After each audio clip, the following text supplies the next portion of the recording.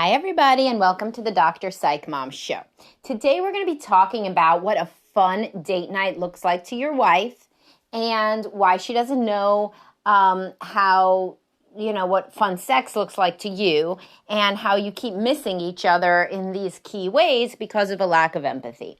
And before we get to that, I must tell you to subscribe. I am closing in on 125 subscriber episodes more by the time you hear this, and it will be awesome for you to get 25% more listening for only however much it costs then.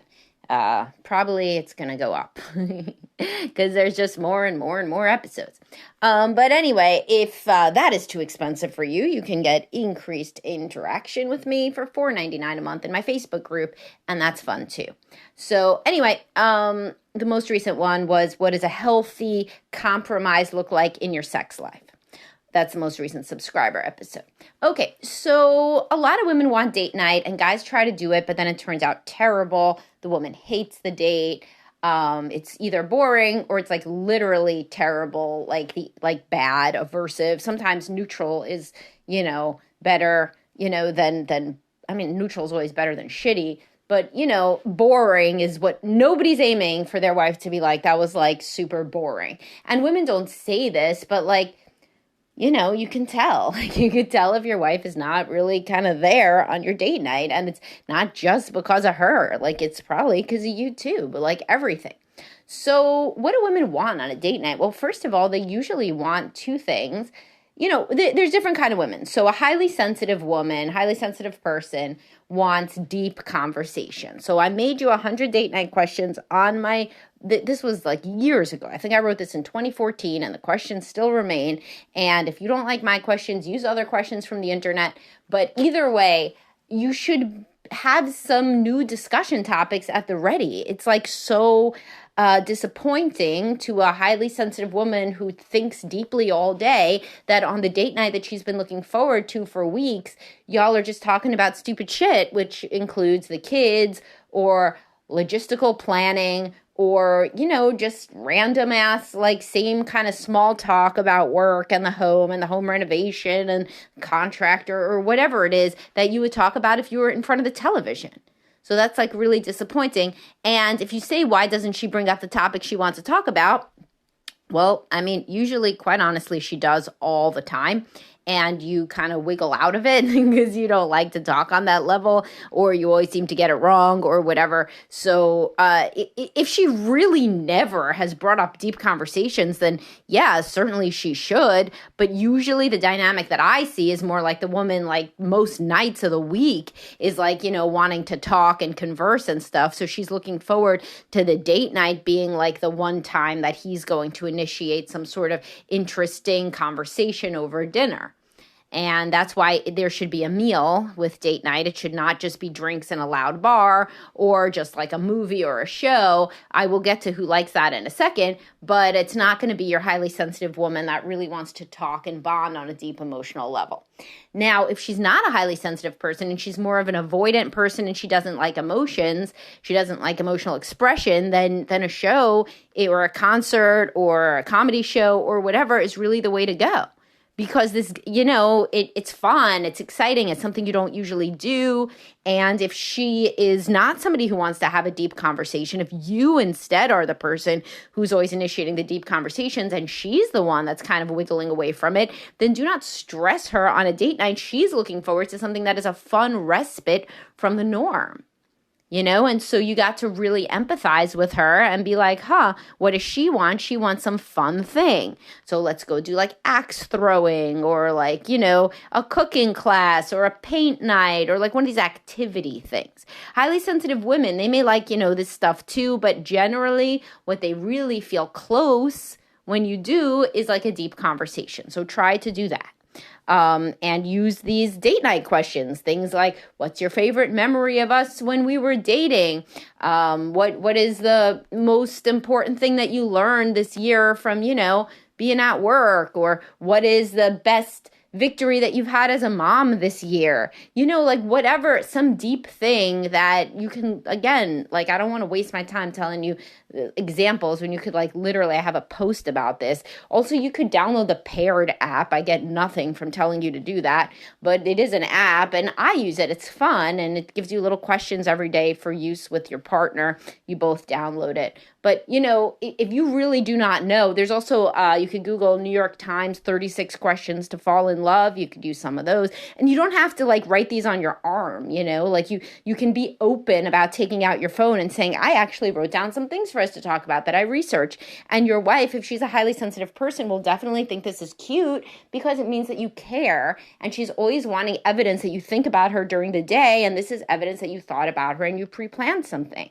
So never lie. Never be like, oh, I was just wondering, what did you learn from your mother about intimate relationships? Like, don't be fake, she's going to hate that. She's going to know it's not you. So just be real. And in fact, you get extra credit for planning. It's the same thing as if she did some crazy thing in bed. Would you be like, oh no, the fact that you went to the store ahead of time to buy lingerie just really makes this feel not spontaneous or genuine to me? No, fuck no. You would be like, wow, not only are we having sex, but she thought about it before? Whoa, that's even better, right? So it's the same thing for women. With planning. Women love planning. And the more emotionally avoidant women who don't like deep conversations also like planning. So you don't have to be like, oh, well, do I see some axe throwing in the distance randomly? No, you'd be like, wow, I looked this thing up and my friend said that he went with his wife and I thought it sounded cool. So I called and now we're here because I thought you would like it. Any preparation looks really, really positive to anybody of any gender. Now, some of you are like, what do you mean she doesn't know what I like in bed? Because maybe you just like had some, fell on your head and had a concussion and don't remember all my previous podcasts, but you're still insisting that she must know what you like in bed because she used to do it in 2002.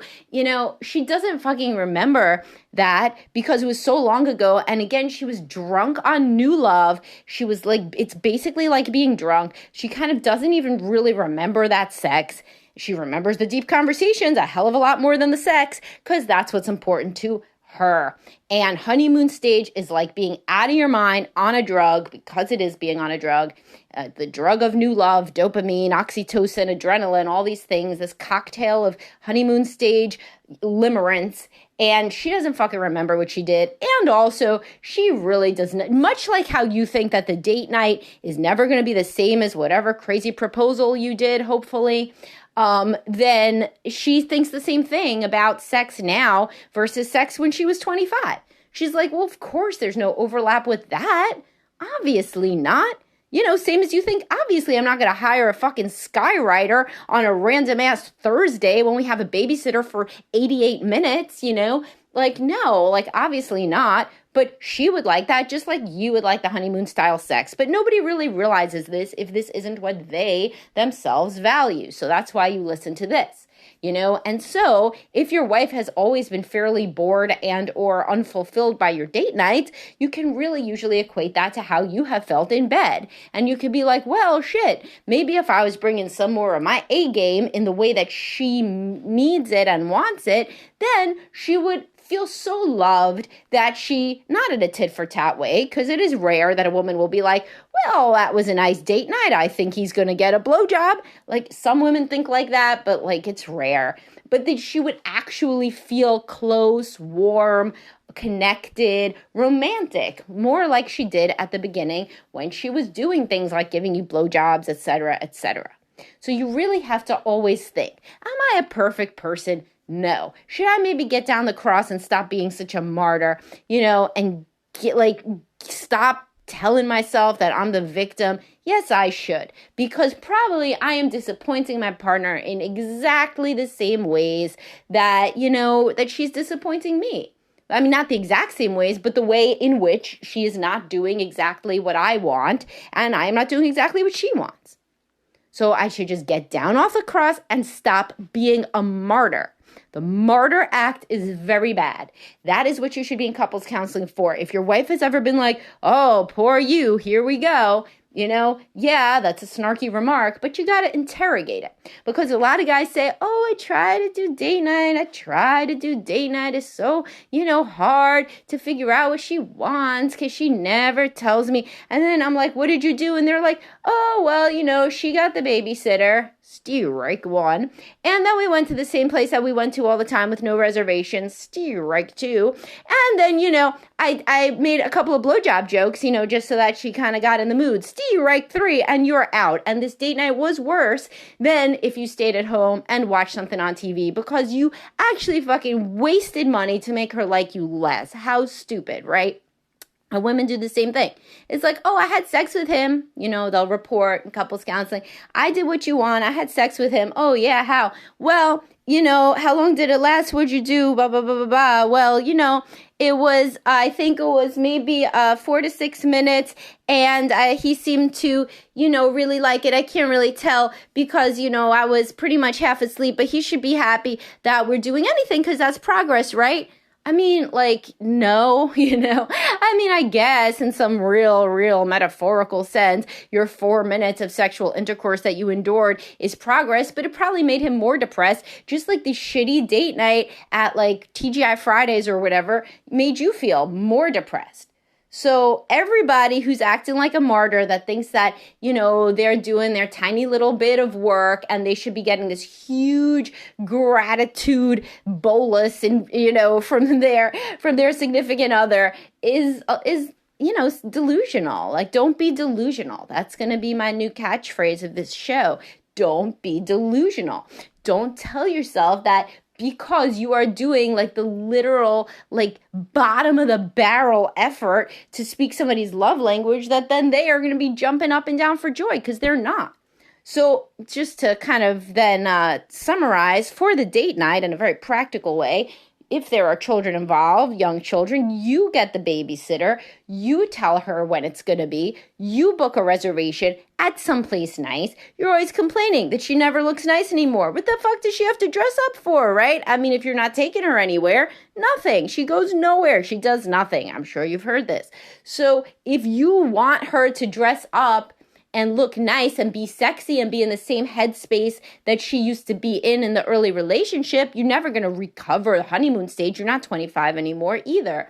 But if you want her to be in the zone for feeling sexy, then take her somewhere that is sexy and fun and different, where women are dressed up. And, if you don't want her to only be schlepping around in sweats, a common thing that I hear from men, to the point that I have a podcast about it, when you don't like how your wife dresses, which you should look up, which I totally understand. Women don't find it very attractive for men to schlep around in sweats either, by the way. So then give yourselves both a reason to be dressed up, look different than usual.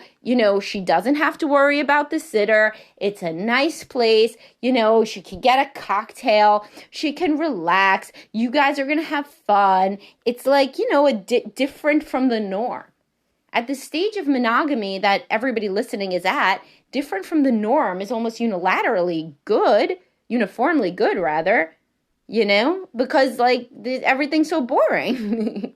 You got kids, you do the same shit all the time because that's what's good for kids. It's good for them to have a routine. That's good for their little developing sense of self and attachment. We do the same thing, family dinner, then we do this, then we do that. Okay, cool. That's nice. But adults, you've already lived, feels like 1,000 lives by noon. And it's it can be onerous to be an adult. So why not give each other fun, sexy respites from this, monotony? I mean, really, if you look at it, very practically, instead of getting your ego involved and who did more and I try when you don't really try and whatever, then you could see, oh, my spouse is probably fucking bored with their whole life and maybe I could do a little bit to help them, whether that's in the sexual realm, if you're a woman to a man, or in the case of a lower libido, flip it, but the genders if you need to, whatever. Or in the case of a woman, I as a man could give my wife a fun, exciting date of whatever genre she, given her natural predilection to enjoy or not enjoy emotional conversations, would like to have. And also add in another location. That's always a baller move. And it's not just dinner. It's dinner and then it's drinks somewhere else. Or, if she doesn't drink, then it's dinner one place and dessert in another place. Or if she doesn't drink and she doesn't fucking eat, then take her on, to get her salad and then you take a walk. But that one kind of sucks. When people try to put the fucking walk in, this is just an aside. You get a little extra practical advice. Whenever she's wearing shoes that she could walk in, unless she is like obsessed with physical fitness, then it's not romantic.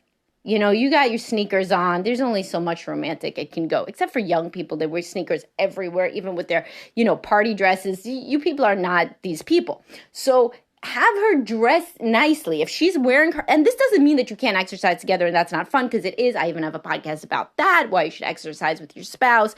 But let's try, all right, exercise is one bucket.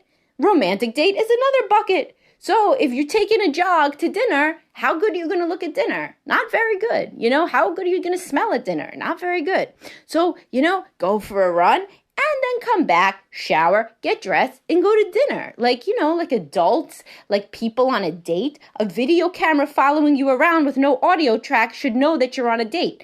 It should be like, oh, that couple's on a date, which you wouldn't know if everybody was in sweatpants because y'all wanted to fucking multitask your walk and your date. Calm down. We don't have to be that efficient.